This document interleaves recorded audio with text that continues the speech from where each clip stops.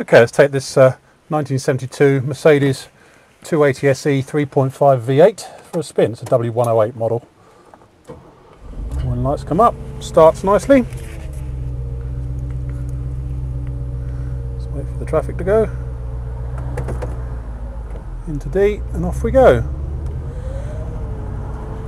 I've done around 60 miles on this now. And it's performed just like the 3.5 V8 should really. 200 bhp, lots of performance. Such an old girl. Great fun. Tell you a bit about it. Starts on the button whether it's hot or cold. Takes a little time to warm up, and it's a bit fluffy before it warms up. That's common on these older Mercedes with the early fuel injection. I have to say it probably could do with a service, in fairness. Just occasionally running slightly lumpy. Probably a service wouldn't go amiss. And I suspect one of the vacuum pipes under the bonnet is slightly loose. I can hear a hissing noise under the bonnet, which is normally say a vacuum pipe that's not properly connected. But I've done, say, miles down the motorway at a high speed, and it's performed nicely. One thing you do have, until it's warmed up properly, the torque converter is a little bit whiny, but that dies down a lot as you off you go. Off we go.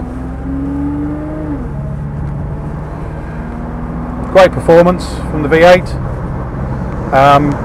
Auto box is a little clunky, as you expect on one that's so old now, but it does the job. It changes gear. Kick down works. Let's go through the speed camera.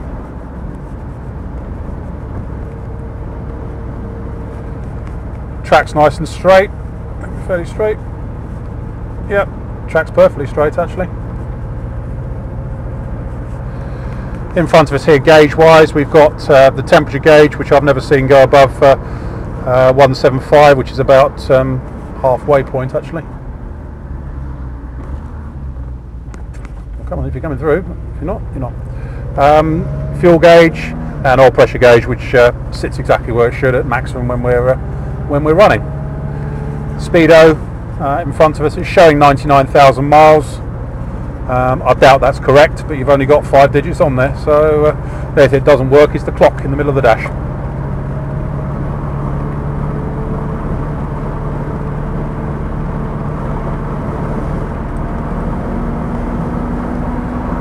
So really just a slightly whiny torque converter.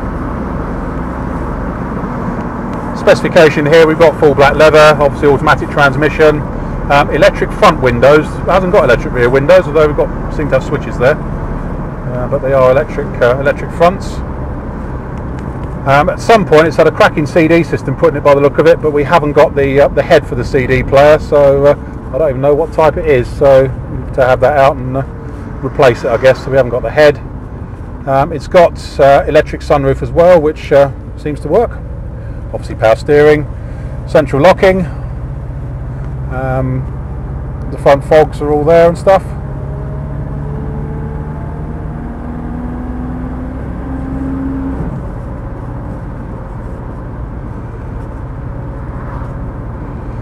But given that she's now, what, 36 years old, she still turns heads. The evocative 3-point star on the bonnet there. Especially with the stack headlights that these have got. Fabulous cars. As I say, it could probably just do with the service. It just feels slightly fluffy and not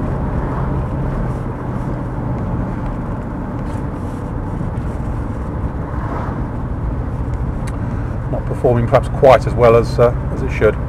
Well, as I say, it starts perfectly well, runs perfectly well. Brakes nicely, all brakes in a straight line. Being a 70s Mercedes, the brakes are super. The heater works nicely as well, by the feel of it.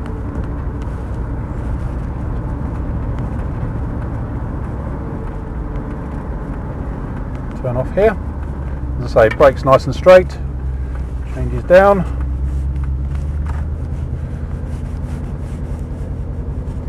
Nice relaxing way to motor in one of these. But it can pick up its skirts and go well on the motorway. Bit of a hot rod in the day.